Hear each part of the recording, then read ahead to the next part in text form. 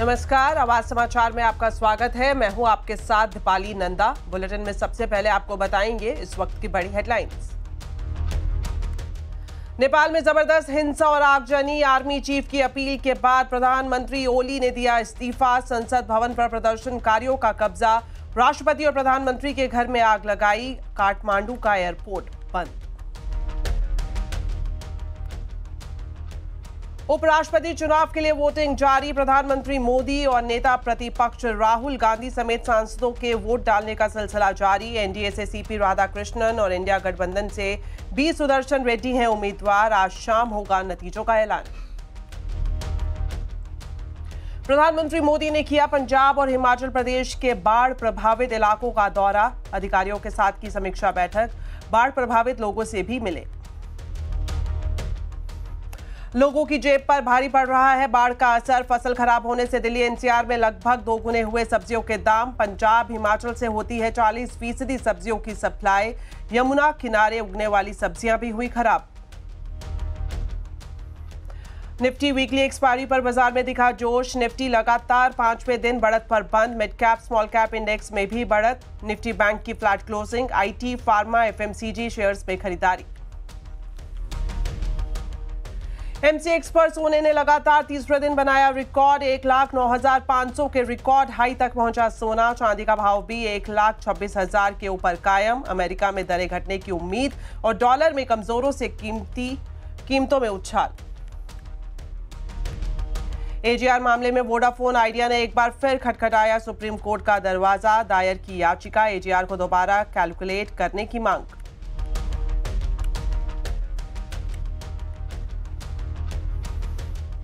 Bulletin में सबसे पहले बात करेंगे नेपाल की।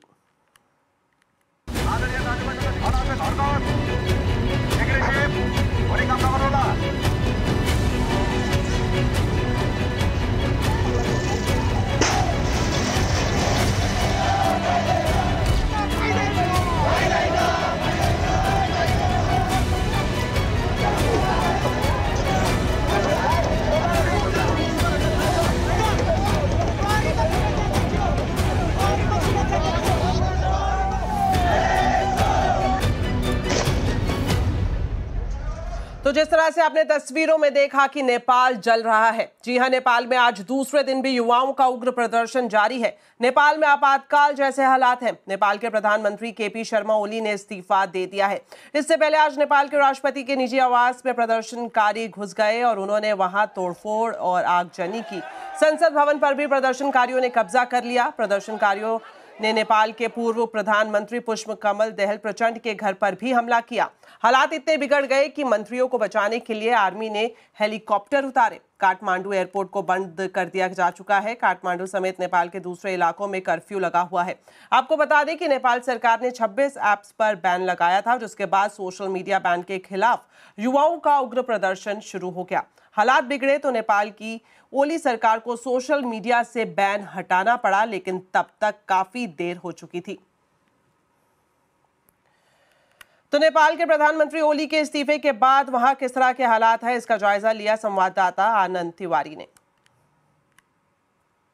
जैसे ही नेपाल के प्रधानमंत्री ने इस्तीफा दिया, उसके बाद आप देख सकते हैं हालात और ज्यादा बदतर हो गए हैं। और इस वक्त हम एक हाई राइज बिल्डिंग पर खड़े हुए हैं और यहाँ से मेरे कैमरा पर्सन युगल आपको सीधी तस्वीर दिखाएंगे। देखिए, बिल्कुल मेरे सामने ये पार्लियामेंट है जो धू-धू करके पूरी तरह से जल रहा है। और ये बाजू में एक होटल है और एक बैंक है, ये पूरी तरह से जल गया। ये बिल्कुल एक्सक्लूसिव तस्वीरें हम आपको दिखा रहे हैं जान जोखिम में डाल के, क्योंकि नीचे उग्र प्रदर्शनकारी हैं। लोगों का गुस्सा शांत नहीं हो रहा है। लोग भ्रष्टाचार और जो करप्शन था उससे यहाँ पर त्रस्त हो चुके थे और उनका लगातार कहना था कि जो यहाँ की सरकार है उसने युवाओं के बारे में कोई सुध नहीं ली। और जो करप्शन का मुद्दा था वो इतना ज्यादा हावी हुआ कि उसके बाद सरकार को बैकफुट पे आना पड़ा। लेकिन कल जिस तरह से जो निर्दोष छात्र थे उनकी मौत हुई है दर्दनाक, उससे जो लोग थे वो और ज्यादा आक्रोशित हो गए। आप देखिए, पूरा धुएं का गुबार जो है यहाँ पर इस पूरी सड़क पर आपको नजर आएगा। ये बिल्कुल वीआईपी जोन है जहां पर कि मेरे ठीक सामने जो आपको तस्वीरें दिखा रहे हैं युगल, ये पार्लियामेंट है और ये पूरी तरह से आप देख सकते हैं धू-धू करके जल रहा है। यहाँ पे सारा फर्नीचर तोड़ दिया गया है। और ये आगजनी की तस्वीरें यहाँ पे मैं आपको दिखाऊंगा। देखिए, ये बिल्कुल एक्सक्लूसिव तस्वीरें यहाँ से दिखाएंगे कि किस तरह से पार्लियामेंट पूरी तरह से आग की लपटों में घिरा हुआ नजर आ रहा है। यहाँ पर एक बैंक था उससे सटा हुआ और एक होटल था जो पूरी तरह से जल गया है, उसके शीशे तारे टूट चुके हैं। जो लोग हैं, प्रदर्शनकारी है, वो सड़कों पर हैं, पुलिस नदारत है और जो आर्मी है अब उसके कंट्रोल में पूरा नेपाल शहर है, पूरा काठमांडू है। लोगों का गुस्सा शांत नहीं हो रहा है। 4 मंत्रियों ने इस्तीफा दिया, 20 से ज्यादा सांसदों ने इस्तीफा दिया। प्रधानमंत्री के बारे में खबर आ रही है कि वो देश छोड़ के भाग गए हैं। और ऐसे में अब नेपाल का भविष्य आगे क्या होगा, नेपाल की सत्ता किसके पास काबिज होगी। इमरजेंसी जैसे हालात जो है वो पूरी तरह से नेपाल में बन गए हैं। और ये तस्वीरें हम आपको दिखा रहे हैं कि किस तरह से ये पूरा काला धुएं का जो गुबार है पूरे काठमांडू में नजर आ रहा है। बढ़ते हैं आगे और आपको बता दें, आज नए उपराष्ट्रपति के चुनाव के लिए मतदान हो रहा है। आज प्रधानमंत्री नरेंद्र मोदी, गृह मंत्री अमित शाह, स्वास्थ्य मंत्री जेपी नड्डा, सोनिया गांधी, राहुल गांधी, अखिलेश यादव समेत संसद के दोनों सदनों के सांसदों ने वोट डाले। इस चुनाव में एनडीए के साझा उम्मीदवार के तौर पर सीपी राधाकृष्णन और इंडिया ब्लॉक की तरफ से जस्टिस बी सुदर्शन रेड्डी उम्मीदवार हैं। संसद के दोनों सदनों में इस वक्त कुल मिलाकर 782 सांसद हैं। इसमें लोकसभा के 543 और राज्यसभा के 233 चुने हुए सांसद और लोकसभा के 12 मनोनीत सांसद शामिल हैं। आपको बता दें, लोकसभा में 1 और राज्यसभा में 6 सांसदों की सीटें खाली भी हैं। इस चुनाव में जो सांसद उम्मीदवार हैं उनकी वरीयता क्रम से उन्हें वोट डालने दिया जा रहा है। जीतने वाले उम्मीदवार को कुल वोटों के आधे से एक ज्यादा वोट जरूरी होते हैं। चूंकि सिर्फ 2 उम्मीदवार ही मैदान में है, इसलिए मतगणना के पहले दौर में ही जीत हार का फैसला हो जाएगा। आपको बता दें, जगदीप धनखड़ के इस्तीफे देने के बाद 21 जुलाई को उपराष्ट्रपति पद का जो पोस्ट है वो खाली हो गई थी। संख्या बल के हिसाब से एनडीए उम्मीदवार की जीत तय मानी जा रही है। साथ ही ये भी बता दें कि एनडीए ने आज रात को जीत की खुशी में डिनर का आयोजन भी रखा है। चाहते हर कोई अगर इसमें अपना मत अपना देता, लेकिन मेरा फिर भी मानना है गणित जो है वो एनडीए के उम्मीदवार सीपी राधाकृष्णन जी के हित में है। सर, कांग्रेस और उनके साथ जो दल हैं उनकी तरफ से जो वाइस प्रेसिडेंट पद के उम्मीदवार हैं, उन्होंने कहा है कि मैं अपील करता हूं सभी सांसदों से कि पार्टी को छोड़कर देश हित में वोट किया जाए इस बार। इसीलिए सब लोग एनडीए के हित में वोट कर रहे हैं। अच्छा हुआ उन्होंने भी यही कहा। वहीं दूसरी तरफ विपक्ष ने इस चुनाव को संविधान और मर्यादा की रक्षा का चुनाव बताया है। ये संविधान की मर्यादाओं और परंपराओं की रक्षा की लड़ाई है। हमारे लिए ये लड़ाई केवल वोट डालने तक सीमित नहीं। ये संसद जो आपके सामने संसद का परिसर नजर आता है, इसकी मर्यादा और परंपराएं जो हैं, इसके मापदंड और मूल्य जो हैं, उनकी रक्षा की लड़ाई है। और आखिर में आम जनमानस के लिए प्रजातंत्र की रक्षा की लड़ाई है। गरीब और वंचित और शोषितों के, नौजवानों और किसानों के, महिलाओं के, उनके अधिकारों की रक्षा की लड़ाई है। आंकड़े तो ठीक है, लेकिन ये वोट तो अंतर आत्मा के उस पर पड़ता है। और दूसरा, पूरा देश ही जानता है कि भारतीय जनता पार्टी इस्तेमाली पार्टी है। पहले इस्तेमाल करो फिर बर्बाद करो, पहले इस्तेमाल करो फिर बर्बाद करो। भाई हमारे वाइस प्रेसिडेंट जो खोए हुए हैं उनके साथ भी यही हुआ। अब खबर बाढ़ प्रभावित राज्य पंजाब और हिमाचल प्रदेश की, जहां बाढ़ और बारिश का कहर लगातार बढ़ता जा रहा है। बर्बादी का मंजर पहाड़ से लेकर मैदान तक नजर आ रहा है। आज प्रधानमंत्री नरेंद्र मोदी ने पंजाब और हिमाचल प्रदेश के बाढ़ प्रभावित क्षेत्रों का दौरा किया। प्रधानमंत्री ने हेलीकॉप्टर से पंजाब में बाढ़ प्रभावित इलाकों का हवाई सर्वे भी किया। यहां प्रधानमंत्री ने बाढ़ प्रभावित लोगों से मुलाकात की। इससे पहले कुल्लू, मंडी और चंबा में हुए नुकसान का हवाई सर्वेक्षण किया गया। धर्मशाला में आपदा को लेकर मीटिंग भी की। मीटिंग में मुख्यमंत्री सुखविंदर सिंह सुक्खू भी मौजूद थे। प्रधानमंत्री ने हिमाचल के बाढ़ प्रभावित लोगों से बातचीत की। साथ ही राहत बचाव कार्य में जुटी एसडीआरएफ, एनडीआरएफ टीमों से भी बात की। इस दौरान प्रधानमंत्री ने 1500 करोड़ रुपए की वित्तीय सहायता देने का भी ऐलान किया। प्रधानमंत्री ने कहा कि केंद्र सरकार हर संभव मदद करेगी। मृतकों के परिजनों को 2-2 लाख रुपए और घायलों को 50-50 हजार रुपए की आर्थिक सहायता केंद्र सरकार की तरफ से दी जाएगी। आपको बता दें कि पंजाब के सभी 23 जिले बाढ़ की चपेट में है। लगभग 4 लाख लोग इससे प्रभावित हैं। इधर हिमाचल की बात करें तो यहाँ 47 जगह पर बादल फटने की घटनाएं हुई हैं। राज्य में जगह जगह लैंडस्लाइड की घटनाएं भी सामने आ रही हैं। तो तो वहीं उत्तर भारत के कई राज्यों में आई बाढ़ का असर दिल्ली के लोगों की जेब पर पड़ता हुआ दिखाई दे रहा है, जहां फसलें बर्बाद होने की वजह से सब्जियों के दाम लगभग दोगुने हो गए हैं। टमाटर, प्याज, भिंडी, लौकी जैसी रोजमर्रा की सब्जियां आम आदमी की पहुंच से बाहर होती जा रही हैं। सब्जियों के बढ़ते दामों में कब तक कमी आ सकती है, इसका जायजा लिया हमारे संवाददाता असीम मनचंदा ने। इस वक्त उत्तर भारत के कई राज्यों में भारी बारिश हो रही है। हिमाचल और पंजाब जैसे राज्यों के अंदर इस वक्त बाढ़ आई हुई है। यमुना अपने पूरे अफान पर है। इसका असर दिल्ली एनसीआर में आने वाली सब्जियों के ऊपर पड़ा है। हिमाचल और पंजाब से दिल्ली एनसीआर में करीबन 40% सब्जियों की सप्लाई होती है। यमुना किनारे भी बहुत सारी सब्जियां उगाई जाती हैं जिसकी सप्लाई दिल्ली के अंदर होती है, लेकिन अब ये सप्लाई ऑलमोस्ट बंद हो गई है, जिसका असर सब्जियों के दामों पर पड़ा है। पिछले एक हफ्ते के अंदर दाम लगभग दोगुने हो गए हैं। सबसे पहले मैं बंद गोभी की बात करूं, ये आज मार्केट में 80 रुपए किलो बिक रही है। बैंगन भी सेम 80 रुपए किलो, करेला 80 रुपए किलो, शिमला मिर्च 140 रुपए किलो और उसके साथ साथ घिया जैसी सब्जी आपको 60 रुपए किलो के आसपास मिलेगी। गोभी अगर आप खाना चाहते हैं तो गोभी 140 रुपए किलो मिल रही है। हालांकि थोड़ी सी राहत की बात है कि टमाटर, प्याज और आलू अभी सस्ते हैं, लेकिन बाकी सारी सब्जियां अब धीरे धीरे महंगी हो रही हैं। अभी बारिश काफ़ी हो चुकी है जिसकी वजह से फसल पूरी तरह से बर्बाद हो गई है, तो अभी नई फसल आने में थोड़ा सा टाइम लगेगा। तो अगले 1 से 2 महीने के अंदर आपको सब्जियों के दामों पर किसी भी तरह की राहत नहीं मिलेगी। सब्जियों के दाम आगे भी बढ़ते रहेंगे। यही बता दूं कि दिल्ली में भी काफ़ी सारी सप्लाई होती थी जो कि यमुना किनारे होती थी, वहाँ भी हमें बाढ़ का आलम देखने को मिला। हिमाचल और पंजाब में भी इस वक्त भारी बाढ़ है, वहाँ भी काफ़ी फसल खराब हुई है। तो अभी फिलहाल कोई भी राहत मिलने की उम्मीद नहीं है। असीम मनचंदा, CNBC आवाज, दिल्ली। अब बात करेंगे शेयर बाजार की। निफ्टी वीकली एक्सपायरी पर बाजार का जोश हाई रहा। निफ्टी लगातार 5वें दिन बढ़त पर बंद हुआ। सेंसेक्स ने 314 पॉइंट की छलांग लगाई। Mid cap small cap index बढ़त पर बंद हुए। तो मार्केट का पूरा अपडेट अब बता रही हैं कंचन नौटियाल। तो हफ्ते का दूसरा कारोबारी दिन, अगर आज के सत्र की बात करी जाए तो डेफिनेटली आज भी बाजार ने अच्छा खासा संभलने की जो है वो कोशिश की है। निफ्टी करीब 24,860 के लेवल पे, यानी कि 24,800 का जो मेजर लेवल है उसको पार करके बंद हुआ है। बैंक निफ्टी हालांकि थोड़ा सा लगाट बना है, लेकिन मिड कैप और स्मॉल कैप में भी वापस एक रिवाइवल आता हुआ दिखाई दिया है। इस टाइम पे अगर स्टॉक स्पेसिफिक एक्शन की बात करी जाए तो आइए देखते हैं कि निफ्टी के बढ़ने वाले शेयर्स कौन से हैं। इन्फोसिस बायबैक की खबर के बाद यहाँ पे अच्छी खासी तेजी। डॉक्टर रेड्डी, विप्रो, अडानी पोर्ट्स में भी अच्छा खासा इजाफा। इनफैक्ट पूरे ही आईटी पैक में आज अच्छी खासी रौनक जो है वो बनी हुई थी।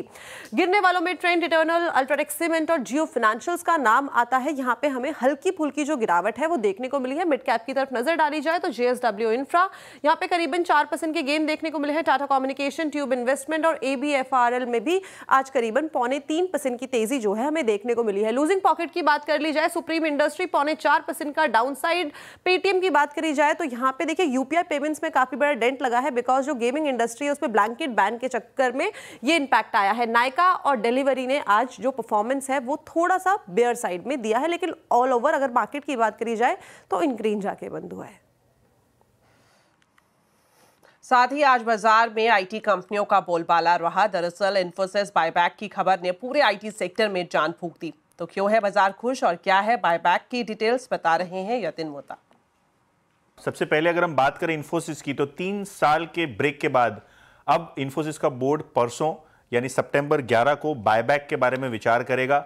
मोस्ट प्रॉब्ली अगर हम बायबैक की बात करें तो पिछले 3-4 बार जब कंपनी ने बायबैक किया है तो उसकी साइज टिपिकली 8-9 हज़ार करोड़ से ज़्यादा की रही है। इनफैक्ट अगर हम बात करें तो अक्टूबर 2022 में जो पिछला बायबैक हुआ था 3 साल पहले, उसमें 1850 के आसपास कंपनी ने बायबैक अनाउंस किया था। इसके पहले 21, 19 और 2017 में कंपनी ने बायबैक्स अनाउंस किए जिसका टिपिकल साइज 8,000, 8,500 करोड़ से लेके 13-14 हज़ार करोड़ तक गया है। Q1 की परिस्थिति की बात करें तो इन्फोसिस के पास आज की डेट में कैश और कैश एक्विवेलेंट्स 45,000 करोड़ से ज़्यादा है। इनफैक्ट एनालिस्ट लोगों के हिसाब से बायबैक की साइज 10,000 करोड़ से 14,000 करोड़ के बीच रह सकती है, क्योंकि टिपिकली 25 से 30% के आसपास इन्फोसिस अपने कैश का इस्तेमाल करता है। और ऑब्वियसली मार्केट प्राइस की बात करें तो 20 से 25% प्रीमियम पे टिपिकली ये बायबैक होता हुआ आपको नजर पड़ता है। ऑब्वियसली सेबी के जो नए अधिनियम है उसके लिए अगर आप देखें तो टेंडर बायबैक रूट के जरिए ही बायबैक अनाउंस हो सकता है। ओपन मार्केट का बायबैक जो है डिसकंटिन्यू कर दिया गया है। क्या होगा शेयर में? ऑब्वियसली आप देख रहे हैं स्टॉक में 4% का सेंटिमेंटल अपटिक है, स्टॉक के वैल्यूएशन को सपोर्ट मिल सकता है। जबकि अगर हम बात करें इन्फोसिस की तो 5 साल के जो एवरेज वैल्यूएशन है उसके नीचे स्टॉक ट्रेड कर रहा है। अगर हम ब्लूमबर्ग के कंसेंसस एस्टिमेट्स की बात करें तो यहाँ काफ़ी अच्छी अपसाइड है, लेकिन कहीं ना कहीं लोगों को लगता है कि कंपनी किस तरीके से आगे जाके M&A में अपना निवेश बढ़ाएगी, आर्टिफिशियल इंटेलिजेंस में निवेश कैसे बढ़ाएगी, तो कैश के आगे जाके यूजेस पे भी अब एनालिस्ट लोगों को लगता है कि चीज़ें अब इंप्रूव हो सकती हैं। जैसे कि मैंने पहले कहा, कंसेंसस टारगेट प्राइस जो है सबसे ज़्यादा वो 2000 के ऊपर है, और अगर हम बात करें बड़ा अनुमान, जो एवरेज अनुमान है वो 1740 रुपये के आसपास ब्लूमबर्ग का एस्टिमेट दिखाई दे रहा है, जो करंट मार्केट प्राइस से 20% की अपसाइड आपको दर्शाता है। 12 महीने का फॉरवर्ड पी वैल्यूएशन कंपनी का भी 20 टाइम है, जबकि 5 साल का एवरेज 25 टाइम का पी है। और अगर हम बात करें इस साल के परफॉर्मेंस की, तो इन्फोसिस का शेयर ईयर टू डेट हो या पिछले 12 महीने का परफॉर्मेंस हो, 24 से 25% नीचे ही है। तो इस समय में जब आईटी पे अनिश्चितता है, स्टॉक अंडर परफॉर्म कर रहा है, शायद मैनेजमेंट को लगता है इस वैल्यूएशन पे बायबैक करना ठीक रहेगा।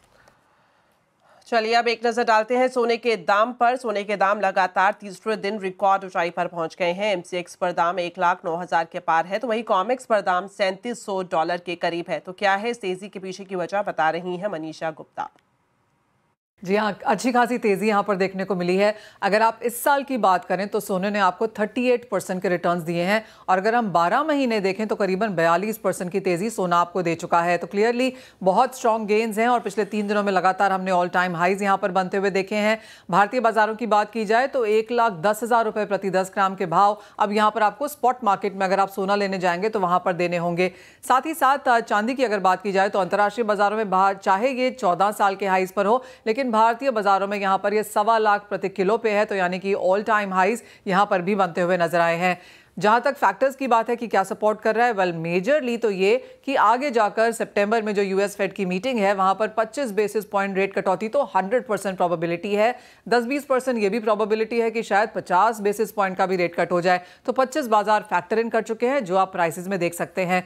दूसरा, सेंट्रल बैंक्स की बाइंग बहुत अच्छी खासी है, ETF में खरीदारी स्ट्रांग है, फिजिकल बाइंग इन स्तरों पर इन्वेस्टमेंट के तौर पर हमने आते हुए देखी है। तो फिर चाहे वो फैमिली हाउसेज हैं, इंस्टीट्यूशंस हैं, हाई नेटवर्थ इंडिविजुअल्स हैं, वो अब सोने की तरफ अपना ध्यान देने लगे हैं। चाइना में पेंशन फंड्स अब गोल्ड खरीद रहे हैं, सेंट्रल बैंक्स की बाइंग बहुत स्ट्रांग है। तो ये सारे के सारे फायदे हमने आते हुए देखे हैं। और इन एनी केस अनसर्टनिटी है जियोपॉलिटिक्स की, टैरिफ्स की, तो उस सब का फायदा भी हमने यहाँ पर सोने चांदी में आता हुआ देखा है। और इंपॉर्टेंट बात तो ये है कि इतनी ज्यादा तेजी के बाद भी अब यहाँ पर बैंक्स एंड ब्रोकरेजेस को लगता है कि ये तेजी शायद थमेगी नहीं, और बढ़त की एक्सपेक्टेशंस यहाँ से आती हुई। तो 3650 हम कर चुके हैं, 3850 $4,000 पर आउंस के लेवल्स इस साल के अंत में शायद देखने को मिले, ऐसा बैंक्स का मानना है।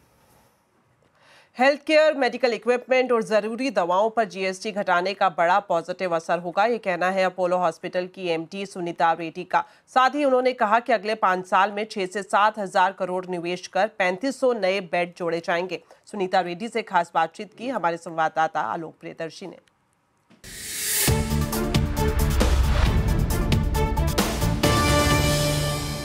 मैम, CNBC आवाज में आपका स्वागत है। फर्स्ट क्वेश्चन कि what would you see the impact of overall GST reforms, कितना असर पड़ेगा पूरे हेल्थ सेक्टर पे, खासतौर से हमारे कंज्यूमर हैं, हॉस्पिटल्स हैं, कितना असर पड़ेगा उनको? So definitely there is a good impact on the healthcare sector in terms of creating access to healthcare. The first is to look at, the fact that GST has been removed from insurance. So I believe that, the penetration of insurance will increase dramatically, and people will have access to good healthcare facilities. If you look at healthcare per se, there will be some saving, because the main problem with healthcare is that we have no set off against the input taxes that we pay, and this is an issue that's not been resolved. However, cancer drugs have been made cheaper, there's no GST on cancer drugs, 5% on the rest of the medicines.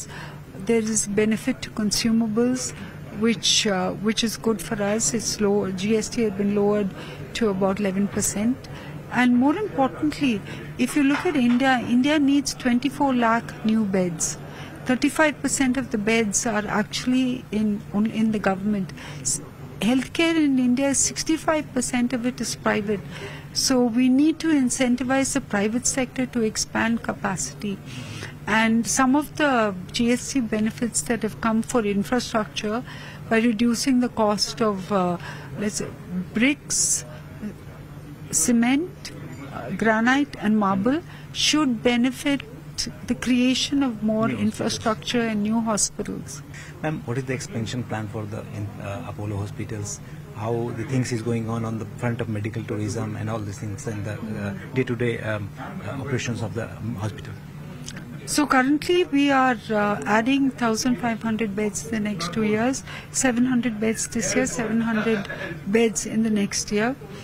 Then there is a 18 months gap, and then again we'll add for the next 3 years 700 beds, 700 beds. So we do have a commitment to in a 5-year term of 6,000 crores and an addition of 3,500 beds.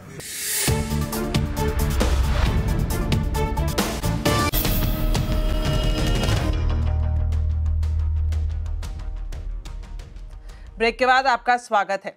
Vodafone idea ने AGR मामले में एक बार फिर supreme court का दरवाजा खटखटाया है। दरअसल दूरसंचार विभाग ने कंपनी से अतिरिक्त 2774 करोड़ रुपए का एजीआर देने की मांग की है। कंपनी ने सुप्रीम कोर्ट से दोबारा से एजीआर रीकैलकुलेट करने की मांग रखी है। डिटेल्स लेते हैं असीम मनचंदा से। तो असीम, बताएं क्या पूरी जानकारी है आपके पास? देखिए, एजीआर मामले में सरकार ने वोडाफोन आइडिया को 4 साल का मोरेटोरियम दिया था। वो मोरेटोरियम 31 मार्च 2026 को खत्म हो रहा है और उसके बाद कंपनी को ये सारी किस्तें चुकानी है। लेकिन अभी तक इसका फाइनल कैलकुलेशन नहीं हुआ था कि कितना इनको अमाउंट चुकाना है। तो अब दूरसंचार विभाग ने इसका फाइनल कैलकुलेशन करके कंपनी के सामने रखा है। कंपनी से सरकार ने 2018-19 तक के लिए अतिरिक्त 2,774 करोड़ रुपए की मांग कंपनी के सामने रखी है। तो इसको लेकर के जो वोडाफोन आइडिया है उसने एक बार फिर से सुप्रीम कोर्ट का दरवाजा खटखटाया है। सुप्रीम कोर्ट से मांग की है कि ये जो कैलकुलेशंस की गई हैं इसमें कई चीजें 2 बार जोड़ी गई हैं। इसका रिकॉन्सिलेशन होना काफी जरूरी है। कई सारे वाउचर्स को 2 बार कैलकुलेट किया गया। तो सुप्रीम कोर्ट में उसने ये मांग रखी कि हमारे जो 2016-17 से पहले के जितने भी हमारे कैलकुलेशंस है उसको दोबारा से किया जाए। ये याचिका रिट पिटीशन सुप्रीम कोर्ट में वोडाफोन आइडिया ने आज दाखिल की है। जल्दी सुप्रीम कोर्ट इस मामले की सुनवाई करेगा। शुक्रिया असीम इस पूरी जानकारी के लिए।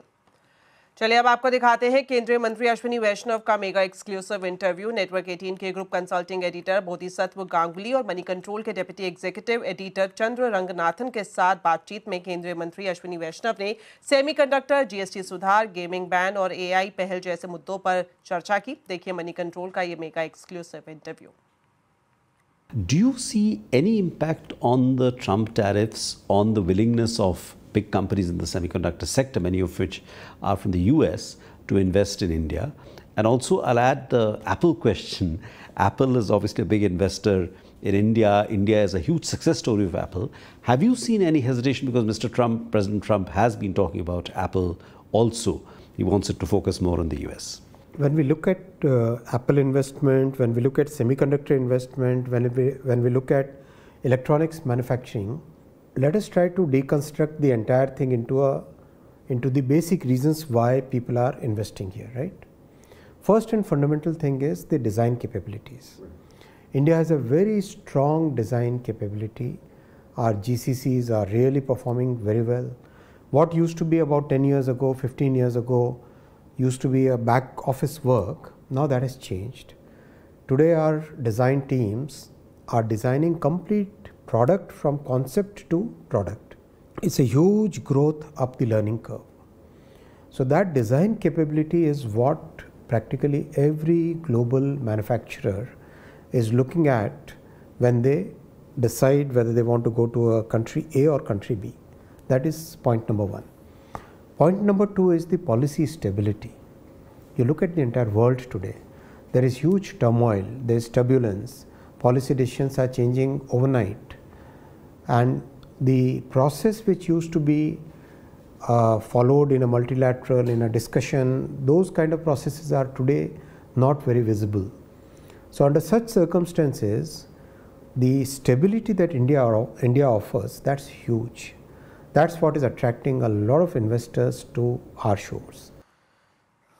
अगर आप नौकरी की तलाश में हैं तो ये खबर आपके लिए है। इस खबर में हम आपको दिखाएंगे ऐसी सरकारी वेबसाइट जहां देश विदेश की कंपनियों से जुड़ी 40 लाख नौकरियां मौजूद है। रोजगार एवं श्रम मंत्रालय के तहत काम करने वाली वेबसाइट ncs.gov.in पर आप सरकारी या प्राइवेट नौकरी तलाश कर सकते हैं। साथ ही एक क्लिक की मदद से अप्लाई भी कर सकते हैं। कैसे, जानने के लिए देखिए ये रिपोर्ट। अगर आप नौकरी की तलाश में हैं और अपना रिज्यूमे एक जगह से लेकर दूसरी जगह घूम रहे हैं, बावजूद इसके नौकरी नहीं मिल रही है, तो अब मैं आपको बताने जा रही हूं एक बहुत ही बढ़िया खबर ये है कि आपको एक वेबसाइट हम बताएंगे जहां पर 40 लाख से ज़्यादा नौकरियां मौजूद हैं। श्रम एवं रोजगार मंत्रालय के तहत काम करने वाली ये वेबसाइट का नाम है ncs.gov.in। ये एक सरकारी प्लेटफॉर्म है जहां पर आपको सरकारी के साथ साथ प्राइवेट नौकरी भी आप आसानी से तलाश सकते हैं। तो किस तरह से यहाँ पर आप अपने प्रोफाइल से मैच करती हुई नौकरी हासिल कर सकते हैं, ये पूरा प्रोसीजर अब मैं आपको बताती हूँ। करना क्या है कि आपको सबसे पहले इस वेबसाइट पर जाना है, जो वेबसाइट मैंने पहले आपको बताई ncs.gov.in। इस पर जाएंगे, इसके होम पेज पर आपको रजिस्ट्रेशन करना होगा। रजिस्ट्रेशन के बाद आपको इस पर लॉगिन करना होगा। एक क्लिक करेंगे और नौकरी आप तक पहुंच जाएगी। कैसे, ये भी बताऊंगी। सरकारी वेबसाइट है, 40 लाख से ज्यादा नौकरियां हैं। और अगर सेक्टर वाइज देखा जाए तो agriculture, engineering, BFSI, James and jewellery, health care, telecom और टूरिज्म, हर सेक्टर में ढेरों नौकरियां इस प्लेटफॉर्म पर मौजूद हैं। तो जैसे ही आप इस होम पेज पर अपना रजिस्ट्रेशन करेंगे, आप देखेंगे कि जो बाईं तरफ आपको एक बॉक्स मिलेगा जिस पर लिखा होगा, ये ऑप्शन दी होगी जॉब सीकर की, यानी कि वो लोग जो नौकरी खोज रहे हैं उनके लिए ये खास कॉलम है। यहां पर जैसे ही आप क्लिक करेंगे तो आपके पास एक पूरा नया वेब पेज खुल जाएगा जिसमें तमाम वैकेंसीज आपको मिल जाएगी। उसकी जानकारी आप यहां पर देख सकते हैं। जॉब सीकर वाली विंडो के नीचे सर्च का ऑप्शन भी मिलेगा और जब आप इस सर्च ऑप्शन में एक्सप्लोर करेंगे तो यहां पर भी अलग अलग कॉलम्स आपको मिलेंगे, जैसे कि find job, find counsellor, find career centre, इस तरह के ऑप्शंस मिलेंगे। और आपको जाना है फाइंड जॉब्स में। फाइंड जॉब्स में जब आप जाएंगे तो आपसे पूछा जाएगा कि क्या आप वर्क फ्रॉम होम चाहते हैं, फुल टाइम चाहते हैं, इंटर्नशिप या फिर अप्रेंटिसशिप की तलाश में हैं। तो जैसे ही आपके जो रिक्वायर्ड ऑप्शन है आप उसको सिलेक्ट करेंगे तो उस हिसाब से जितनी वैकेंसीज यहाँ पर मौजूद हैं वो सब आपके सामने आ जाएगी। और अगर आप चाहते हैं देश नहीं बल्कि विदेशों में आप अपने रिज्यूमे के हिसाब से मैच करती हुई कोई नौकरी तलाशे तो वो सुविधा भी आपको मिल जाएगी। तो जैसे ही आप किसी नौकरी के प्रोफाइल से खुद को मैच करते हैं तो साथ ही साथ आपको अप्लाई करने की भी सुविधा मिलेगी। और बस जैसे ही आप अप्लाई करेंगे, अपना CV अपलोड करेंगे, फौरन आपके पास कॉल या फिर जो ऑफिशियल ईमेल ID है उसके जरिए आपको स्टेटस बताया जाएगा कि आपने जो अभी यहाँ पर एप्लीकेशन दी है उसका स्टेटस कहाँ तक पहुँचा है। तो बेहद आसान ये प्रक्रिया है और लगातार यहाँ पर जो नौकरियों की संख्या है वो भी बढ़ती हुई दिखाई दे रही है। तो चलिए अब आपको बताते हैं आज के आवाज अड्डा के टॉपिक के बारे में। नेपाल के युवा भड़के हुए हैं और आंदोलन के बाद आपातकाल लग गया है। संसद से लेकर प्रधानमंत्री, राष्ट्रपति, सबके घरों को फूंक दिया गया है। इसी पर खास चर्चा होगी आज आवाज अड्डा में शाम 7:57 पर। युवाओं का बवाल, नेपाल बेहाल। तो इसी के साथ फिलहाल इस बुलेटिन में इतना ही। आप खबरों पर अपडेट रहें, CNBC आवाज से जुड़े रहें हमारे सोशल मीडिया हैंडल्स के जरिए। नमस्कार।